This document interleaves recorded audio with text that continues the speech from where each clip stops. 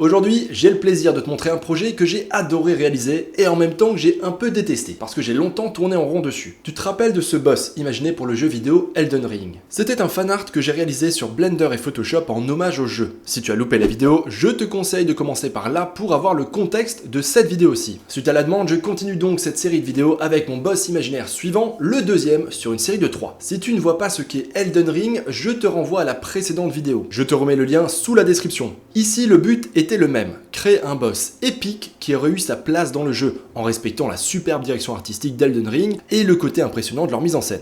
Alors c'est parti! Et je te préviens, le processus était un peu chaotique et le concept a connu 1000 virages avant sa version finale. En vrai, je pense que ça va donner justement une vidéo intéressante. Je voulais réaliser un boss dans un marécage, quelque chose de vraiment vieux, quelque chose de primaire qui aurait pu être là depuis très longtemps. Une créature à moitié sauvage qui est vraiment liée à son environnement, ici un marécage. Je suis donc parti sur un concept dérivant d'un crapaud, au milieu d'une grande structure, elle-même au milieu d'un marais. Mais je me suis vite rendu à l'évidence que c'était finalement juste un gros crapaud obèse. C'était pas super original. J'ai donc tenté d'aller plus loin, en ajoutant des cornes, en changeant sa posture et son anatomie, en redressant fièrement sa tête et en la modifiant. J'ai aussi imaginé qu'il projetait des lianes du sol vers le joueur, pour montrer que la créature est vraiment connectée à tout le marais sous terre. C'est mieux, mais pas encore super convaincant, non ?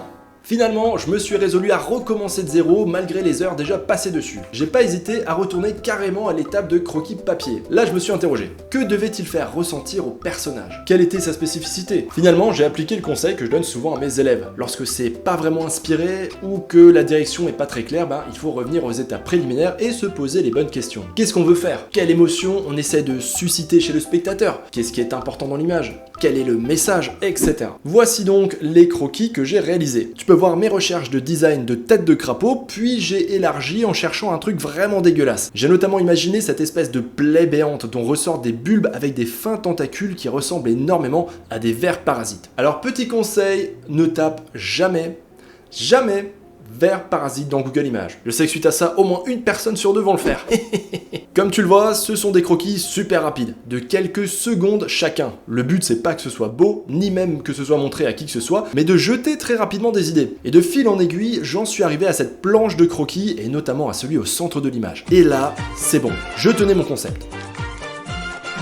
Je trouvais non seulement son design cool et original, mais en plus, je pouvais déjà l'imaginer en train de bouger, de se déplacer, de se relever avec ses tentacules en dehors de l'eau vaseuse du marécage. Donc là, je repars sur Blender, mon logiciel de 3D. Là, j'ai entièrement sculpté de zéro mon crapaud, bien sûr à l'aide de photos de crapauds existants en référence.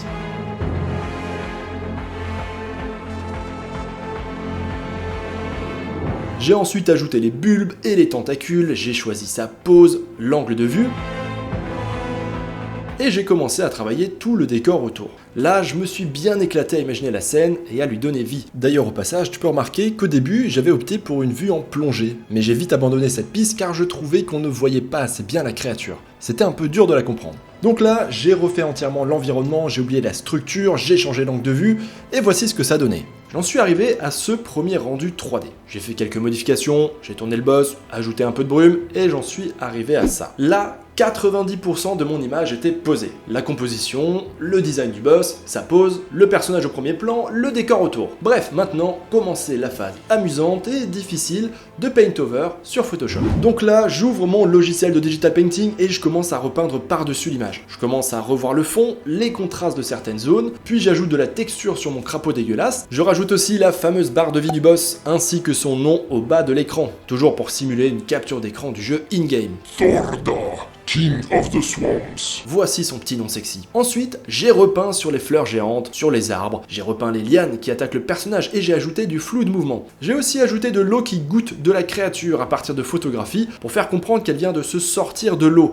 ce qui justifie aussi la vase qui est encore accrochée à ses pattes ou aux lianes. Et là, pour moi, c'est presque terminé. Presque. Parce qu'il y a vraiment un truc qui me dérangeait. Quelque chose n'allait pas dans l'image. En fait, le boss manquait de lisibilité. Il y avait aussi trop de bruit visuel dans l'image, trop de détails partout, de choses qui attiraient l'œil dans des endroits pas forcément importants. J'ai mis du temps à réussir à me détacher assez de l'image pour trouver la solution, mais je pense finalement avoir trouvé. Voici donc maintenant la version finale. J'ai fait le choix de revoir totalement les valeurs autour du crapaud en éclaircissant le fond et en assombrissant ses membres qui pendent. J'ai aussi repeint par-dessus énormément d'éléments du fond, baissé les contrastes et revu certaines couleurs. C'est du travail subtil, mais qui fait son effet lorsqu'on regarde l'image à la fin, même si on n'arrive pas forcément à mettre le doigt dessus. Voilà donc mon deuxième boss imaginé pour Elden Ring. Ce digital painting s'est au final espacé sur plusieurs mois, il m'a pris un temps quand même assez considérable, mais je me suis bien amusé dessus et je pense que j'ai progressé avec. J'en ai tiré pas mal de leçons. Si on compare au précédent boss qui m'avait pris beaucoup moins de temps, ce dernier était aussi bien moins ambitieux, que ce soit dans la composition, dans le décor autour ou dans le design de la créature elle-même. Maintenant, j'attends ton avis. Que penses-tu de ce boss? Est-ce que tu aurais aimé le croiser dans Elden Ring si tu as joué au jeu? Et quel est ton préféré entre le premier et celui-ci? Je suis assez curieux de voir les avis. Enfin, si jamais cette petite série de vidéos te plaît, fais-le moi savoir en commentaire. Je suis en train de finir le 3e boss pour lequel j'ai mis la barre encore plus haute et je serai content de te partager ça si ça t'intéresse. Si j'ai assez de demandes en commentaire, je le ferai et sinon je passerai à d'autres vidéos. Comme d'hab, si ça t'a plu et que tu veux plus de contenu sur la chaîne, fais-le savoir avec un petit pouce en l'air sur la vidéo, un abonnement si c'est pas déjà fait et bien sûr un commentaire, ça aide toujours beaucoup la vidéo et la chaîne. Merci à toi d'avoir regardé la vidéo jusqu'au bout, j'espère que c'était instructif ou au moins divertissant et je te rappelle que j'attends ton avis en commentaire. Allez, à la prochaine les artistes. L'art digital t'intéresse? Tu as envie d'apprendre ou de progresser en digital painting ou peinture numérique en français? Je t'invite à aller sur digitalpainting.school.